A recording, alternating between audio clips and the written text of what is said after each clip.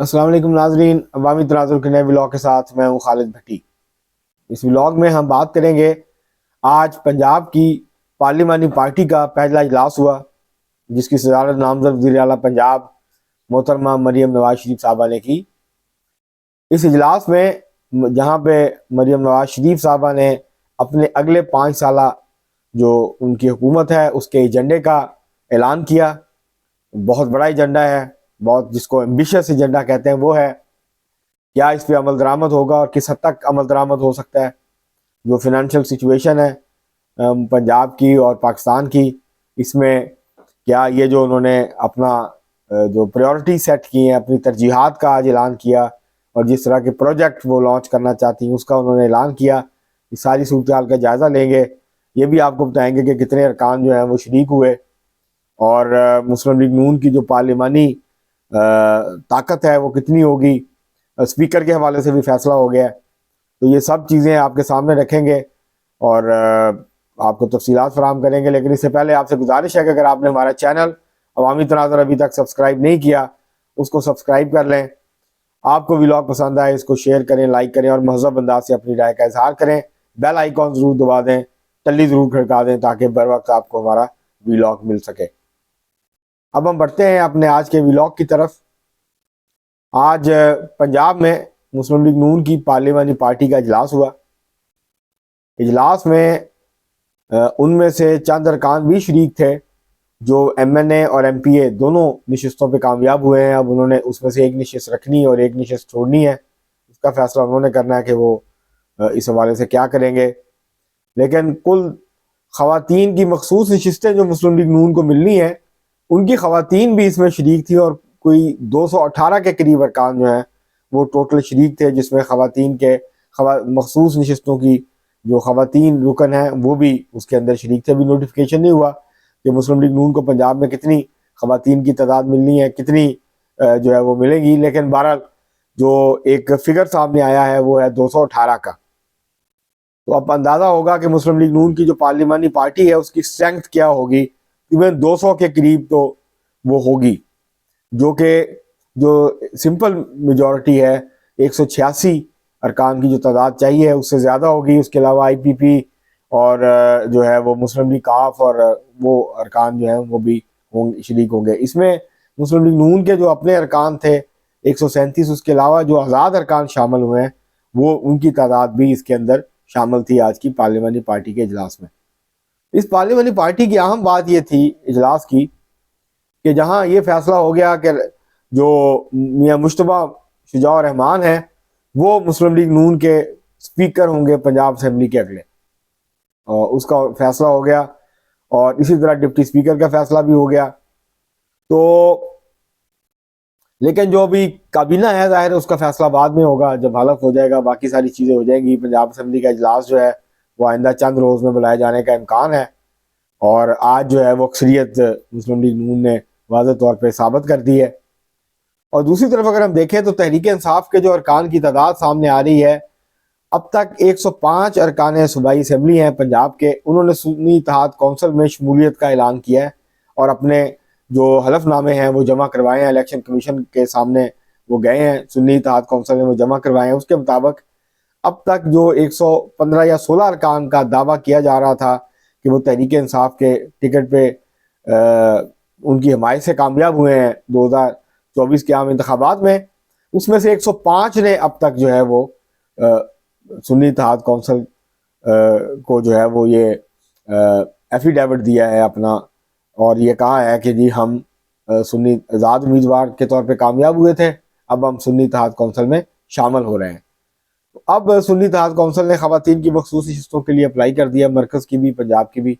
اب دیکھتے ہیں اس کا کیا بنتا ہے، کیونکہ لسٹ کوئی نہیں ہے، اور قانون کے مطابق اگر لسٹ نہیں ہے تو پھر خواتین کی مخصوص نشستیں نہیں ملتی۔ اب دیکھتے ہیں کہ تحریک انصاف کی جو اسٹرینتھ ہے وہ کیا بنتی ہے۔ بہرحال میاں اسلم اقبال جو امیدوار ہیں وزارت اعلیٰ کے تحریک انصاف کے، ان کی ضمانت آج حفاظتی ضمانت 4 مارچ تک منظور ہو گئی، لیکن وہ اسپیکر ہاؤس سے باہر نکلے تو پنجاب پولیس نے ان کو گرفتار کرنے کی کوشش کی پشاور کے اسپیکر ہاؤس کے باہر سے، جس کے بعد تحریک انصاف کے کارکن کو پولیس سے چھڑوا کے دوبارہ اسپیکر ہاؤس کے اندر لے گیا۔ اب دیکھتے ہیں کہ وہ کب تک وہاں پہ قیام فرماتے ہیں، اور اس کے بعد کیا وہ 4 مارچ سے پہلے پیش ہوتے ہیں۔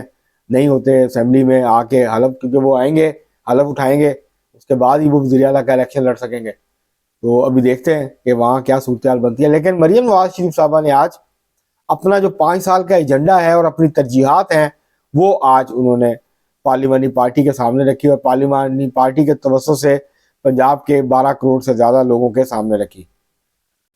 ترجیحات میں انہوں نے 4-5 بڑی اہم باتیں کی ہیں. سب سے پہلے تو انہوں نے یہ کہا کہ وہ ہیلتھ اور ایجوکیشن کے اوپر خاص طور پہ کام کریں گے، اور جہاں اسکولوں میں سہولیات کی کمی ہے اور ٹیچرز کی کمی ہے اس کو پورا کریں گی. اس کے علاوہ انہوں نے یہ کہا کہ وہ خواتین کی امپاورمنٹ کے اوپر، خواتین کی ایجوکیشن اور ہیلتھ کے اوپر خاص طور پہ کام کریں گی، اور نرسنگ انسٹیٹیوٹس جو ہیں وہ قائم کریں گی پنجاب میں. اس کے علاوہ انہوں نے کہا کہ جو سیف سٹیز کا پروجیکٹ ہے اس کو وہ آگے بڑھائیں گی، اور لوگوں کی جو حفاظت ہے اس کو یقینی بنائیں گی. اس کے علاوہ انہوں نے یہ بات کی کہ جی جو 297 صوبائی اسمبلی کے حلقے ہیں ان کو وہ ایک ڈسٹرکٹ کے طور پہ ایک یونٹ کے طور پہ ٹریٹ کریں گی، اور سب حلقوں میں برابر کے مواقع اور کام جو ہے وہ کروانے کی کوشش کریں گی. ویسے تو 40 ضلع ہیں پنجاب کے، لیکن انہوں نے کہا کہ ان کا جو ہدف ہے وہ یہ ہے کہ 297 جو قومی صوبائی اسمبلی کے حلقے ہیں پنجاب سے، ان سب کو برابری کی سطح پہ ڈیل کیا جائے، اور وہاں پینے کا صاف پانی، صفائی اور پکی سڑکیں اور گلیاں، یہ جو ہے یہ اس بات کو یقینی بنائیں گی اگلے 5 سالوں میں. اس کے علاوہ انہوں نے یہ کہا کہ وہ 1 لاکھ مکانات جو ہیں اس کی غریبوں کے لیے، غریب لوگوں کے لیے اس کی تعمیر کریں گی. 1 لاکھ مکان جو ہیں وہ بنا کے دیں گی غریب لوگوں کو. یہ انہوں نے بات کی، اور یہ ہو سکتا ہے، یہ کوئی 1 کروڑ، یہ 50 لاکھ گھروں والا معاملہ نہیں ہے کہ جو نہیں ہو سکتا. اور پھر اس میں سے صرف 18,000 گھر بھی ابھی تک مکمل نہیں ہوئے تھے 4 سال کی حکومت میں تحریک انصاف کی. تو یہ ایک ریئلسٹک ہے، اگر اس پہ کام کیا جائے صحیح طریقے سے تو 1 لاکھ گھر لوگوں کو، غریب لوگوں کو بنا کے دیے جا سکتے ہیں. یہ پاسبل ہے، لیکن اس کے لیے جامع منصوبہ بندی کر کے جو ہے اس کو اس کے اوپر کام کرنا ہوگا. اس کے علاوہ انہوں نے کہا کہ ماڈل پولیس اسٹیشن خواتین کے لیے بنائے جائیں گے، اور خواتین جو پولیس اسٹیشنز ہیں ان کی تعداد کو بڑھایا جائے گا.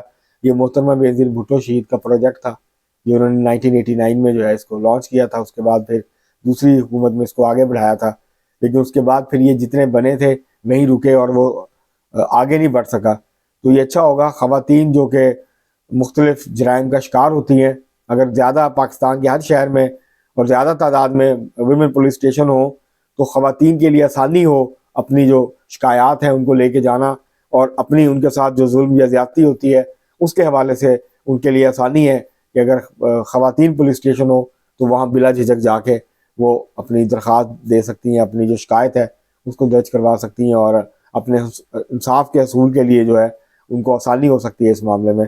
تو یہ ایک اچھا پروجیکٹ ہوگا اگر اس کے اوپر کام کریں. اسی طرح انہوں نے ہیلتھ کے حوالے سے بات کی کہ جو ہیلتھ کارڈ کا غلط استعمال تھا اس کو روکیں گے، اور نیا ہیلتھ کارڈ جو ہے اس کو جاری کریں گے تاکہ اس کو منافع خوری کے لیے استعمال نہ کیا جائے، پیسے بنانے کے لیے استعمال نہ کیا جائے. اس میں کوئی شک نہیں ہے کہ تحریک انصاف کے دور میں جہاں یہ بہت بڑی سہولت ملی تھی لوگوں کو ہیلتھ کارڈ کی، وہاں اس کا مس یوز ہوا. پرائیویٹ ہاسپٹلز نے، انشورنس کمپنیوں نے بہت پیسہ کمایا، اور ریٹ بہت بڑھ گئے ہیں آپریشنز کے، ٹیسٹ کے، باقی ساری چیزوں کے ہیلتھ کارڈ کی وجہ سے. اور سرکاری ہاسپٹلز کے بھی بڑھے ہیں اور پرائیویٹ ہاسپٹلز کے بھی بڑھے ہیں. تو اس کا کرائٹیریا بننا چاہیے، شفاف نظام ہونا چاہیے. ہیلتھ کارڈ جو ہے، ویسے تو تمام لوگوں کو، تمام جو پنجاب کے لوگ ہیں، پاکستان کے لوگ ہیں، ان کو علاج کی مفت سہولت ملنی چاہیے. ہیلتھ کارڈ ہو نہ ہو، پاکستان کے ہر شہری کو کا یہ حق ہے، اس کا بنیادی حق ہے کہ اس کو علاج کی مفت سہولت ملے. یہ ریاست کی بنیادی ذمہ داری ہے. لیکن اب کیونکہ وہ دور نہیں رہا تو یہ آؤٹ آف فیشن ہو گیا. اب فیشن یہ ہے کہ جی پرائیویٹ سیکٹر ہر کام کرے گا. پرائیویٹ سیکٹر پھر منافعوں کے لیے کام کرتا ہے، وہ پیسے کمانے کے لیے کام کرتا ہے، وہ لوگوں کی خدمت کے لیے کام نہیں کرتا. تو جب پرائیویٹ سیکٹر آئے گا، وہ انویسٹمنٹ کرے گا، تو وہ ظاہر ہے پیسے کمائے گا اس سے. اور جو پرائیویٹ ہاسپٹلس کرتے ہیں لوگوں کے ساتھ، اس کی روزانہ سٹوریز جو ہیں وہ سامنے آتی ہیں. تو حکومت کو اس حوالے سے ایک جامع ہیلتھ پالیسی بنانے کی ضرورت ہے. تو یہ ایک اچھا پروجیکٹ ہے، اس کو دوبارہ سے دیکھنے کی ضرورت ہے. لیکن اس بات کو یقینی بنایا جانا چاہیے کہ ہر شہری کو، وہ پنجاب میں رہتا ہو یا پاکستان کے کسی بھی کونے میں رہتا ہو، اس کو مفت علاج کی سہولت جو ہے وہ میسر آنی چاہیے. اس کے علاوہ مریم نواز شریف صاحبہ کو جہاں وہ ہیلتھ کی بات کر رہی ہیں، تو یہ جو بیسک ہیلتھ یونٹس ہیں اور جو چھوٹے شہر ہیں وہاں تمام سہولیات سے مزین ہاسپٹلس بنانے کی ضرورت ہے، state of the art hospital. جو لاہور کے اور بڑے شہروں کے، فیصل آباد کے، ملتان کے، بھاولپور کے، جو بڑے شہروں کے، راولپنڈی کے، جو چھوٹے شہروں سے اور دیہی علاقوں سے مریض آتے ہیں اس کی وجہ سے بہت زیادہ دباؤ ہے. شہروں کی اپنی آبادی بہت بڑھ گئی ہے، تو نئے ہاسپٹلس بھی بننے چاہیے، لیکن جو پہلے ہاسپٹل ہیں ان کو ویل اکوپڈ کیا جائے، وہاں تمام بنیادی سہولیات جو ہیں علاج معالجے کی وہ فراہم کی جائیں. وہ دل کے علاج سے لے کے کینسر اور باقی ساری جو چیزیں ہیں علاج ہے وہ کم از کم ڈسٹرکٹ اور تحصیل لیول پہ یہ بنیادی جو سہولیات ہیں صحت کی اس کو جو ہے وہ فراہم کیا جانا چاہیے. تو یہ اس طرح ایجوکیشن کے حوالے سے بھی سرکاری اسکولوں کی حالت کو بہتر کرنا اور سرکاری جو تعلیمی نظام ہے اس کو اوور ہال کرنا، تو یہ وہ پروجیکٹس ہیں. اس کے علاوہ انہوں نے یہ کہا کہ وہ صاف ستھرا پنجاب جو ہے وہ پروگرام لانچ کریں گی، جس میں پینے کا صاف پانی مہیا کیا جائے گا دیہاتوں میں، اور جو صفائی ہے اور جو نکاسی آب ہے اس کا جو سیوریج ہے اس کا جو سسٹم ہے اس کو بہتر بنایا جائے گا. اور تو پنجاب کے تمام دیہات ہیں اگلے 5 سالوں میں ان کو پینے کا صاف پانی اور دیگر سہولیات جو ہیں وہ فراہم کی جائیں گی. تو یہ ایک بڑا اچھا ایجنڈا ہے، ایمبیشس ایجنڈا ہے. اس میں سے اگر 50% بھی کام وہ کر لیتی ہیں تو اس سے پنجاب کے جو لوگ ہیں ان کی صورتحال کافی بہتر ہوگی. لیکن انہوں نے کوئی مہنگائی کے حوالے سے بات نہیں کی، کیونکہ مہنگائی کنٹرول کرنا صرف وفاقی حکومت کا مسئلہ نہیں ہے، یہ صوبائی حکومتوں کی ذمہ داری بھی ہے کہ وہ پرائس مانیٹرنگ کمیٹیاں، ضلعی کمیٹیاں اور جو پرائس مجسٹریٹس ہیں، پورا جو میکنزم ہے پرائسز کو کنٹرول کرنے کا اس کو فعال بنائیں، اس کو قابو کرنے کی کوشش کریں اور نجائز منافع خوری کو ڈسکریج کریں. اور اس کے لیے جو ہے وہ انہوں نے ایگریکلچر کے حوالے سے بھی کوئی بات نہیں کی. ہو سکتا ہے انہوں نے ابھی چیدہ باتیں کی ہوں، لیکن اصل مسئلہ تو اکانومی ہے. انہوں نے 5 IT سٹیز بنانے کی بھی بات کی ہے، انہوں نے قرضے دینے کی بات کی ہے، اسکالرشپ دینے کی بات کی ہے نوجوانوں کو، اسٹوڈنٹس کو. لیکن کچھ ابھی ان کو مزید جو لگتا یہ ہے کہ کچھ اور کام کرنا پڑے گا اکانومی کے حوالے سے خاص طور پہ، اور انڈسٹریلائزیشن کے حوالے سے پنجاب میں اس کے حوالے سے بھی ایک جامع پالیسی جو ہے وہ سامنے آنی چاہیے. تو چیلنجز بہت ہیں مریم نواز شریف صاحبہ کے لیے. وہ پہلی پنجاب کی تاریخ کی جو ہے وہ پاکستان کی تاریخ کی پنجاب کی پہلی وزیر اعلیٰ منتخب ہوگی. منتخب ہونے کے بعد وہ پہلی چیف منسٹر جو ہے وہ پنجاب کی بنے گی، ایک نئی تاریخ رقم ہوگی. اب دیکھنا یہ ہے کہ وہ کام کے حوالے سے، پرفارمنس کے حوالے سے، گورننس کے حوالے سے بھی نئی تاریخ رقم کرتی ہیں یا نہیں کرتی.